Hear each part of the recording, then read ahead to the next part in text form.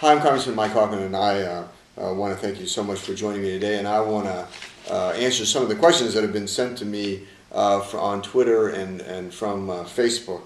And the first question is from Robert from Facebook. How will you enforce the 10th Amendment to keep the federal government in check? The Congress of the United States ultimately does not enforce the 10th Amendment. It's the federal courts and the Supreme Court that will enforce the 10th Amendment. But I think it's important to note that every member of Congress has a duty to follow the Constitution of the United States. And I think that the Congress of the United States has trampled all over the 10th Amendment in terms of not limiting its power.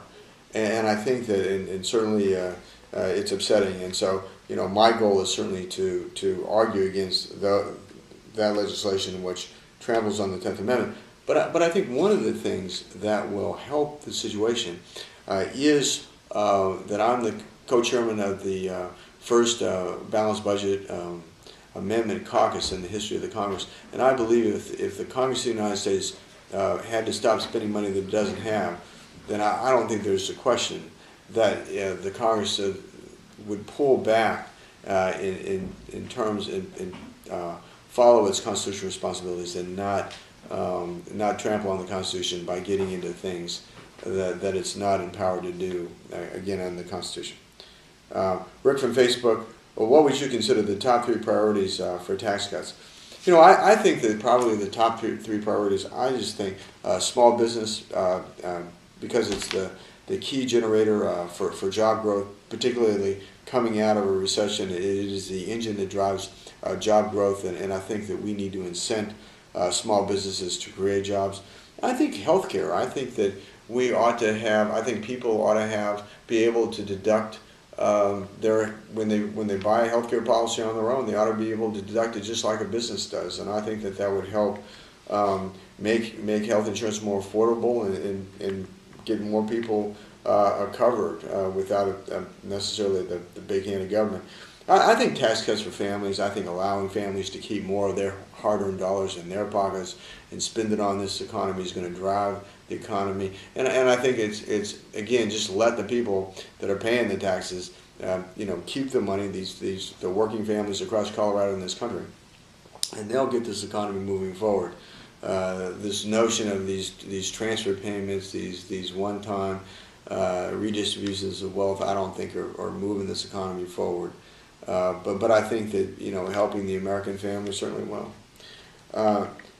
Andy from Facebook, with the incredible complexity of our current tax code, is there serious consideration to study alternatives such as the fair tax? I think that there are certainly discussions underway, but I can't say that they're serious right now. Unfortunately, I think given the nature of congressional leadership, I think it's just about increasing taxes, and I think that's their version of tax reform. But I think anything we can do to simplify the tax code, and I think people would be willing to give up exemptions if we could just level it out where people, there wasn't such an administrative burden and literally, the mind-numbing thousands and thousands of pages of tax code that's impossible for the average citizen to understand. So there's room for that. I can't say with congressional leadership right now it's realistic, and certainly with the president, the tax reform, tax simplification is realistic. And Facebook, what types of actions are on your agenda to help preserve, restore Colorado's competitive edge in the marketplace? I think a couple things real quick. I think first of all, I think that the Congress needs to stop the administration in terms of their gutting the Constellation program. America's always been a leader in space exploration, and Colorado's had a leading role in that, in particular in this congressional district with Lockheed Martin and a lot of other subcontractors working on the Constellation program. And what the president's saying is that, it's not about saving money. He wants to spend more money, but he wants to focus instead on space exploration. He wants to focus it on earth sciences, and climate change and things like that. And he wants to outsource our launch capability to Russia, and we're only going to be going back and forth to the space shuttle under the president's program, and we're going to be just building a modified version of the Orion program as an escape vehicle. And you know, I just think that that's the wrong direction, and I think we can get back on the right track. It's going to help this country, and it's certainly going to help the Colorado economy. Again, we are a leader in space exploration in the state of Colorado. And energy development, I think there are great opportunities in terms of natural gas for Colorado, a clean burning fuel. And right now we're really, we don't use it very much in this country as a transportation fuel, and yet the technology clearly exists to use natural gas as a transportation fuel instead of oil converted to gasoline. So not only are we ending our foreign dependence on oil by making this switch, but we're cleaning up the environment because of the fact that this is a clean burning fuel, and we're really pumping up the economy of the state of Colorado, and I think we can do this in an environmentally sound way. Let's see if I can get this right.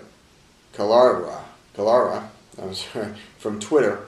How would you ensure sufficient clean water for Colorado's population in the coming decades? Well,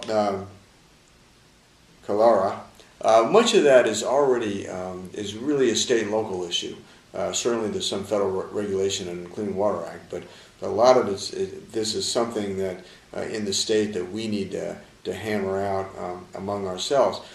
However, I want to say this, that I have put forward legislation that would provide a tax credit for people buying water efficiency, exercising water conservation as a strategy. And I think I think that's very important. I think that conservation is the first line of defense for a growing demand on our water resources that are limited. And so I think that's important. Well, I want to thank you all today for joining me. I think this is, I really appreciate you sending in these questions, and I look forward to doing this with you in the future. Thank you.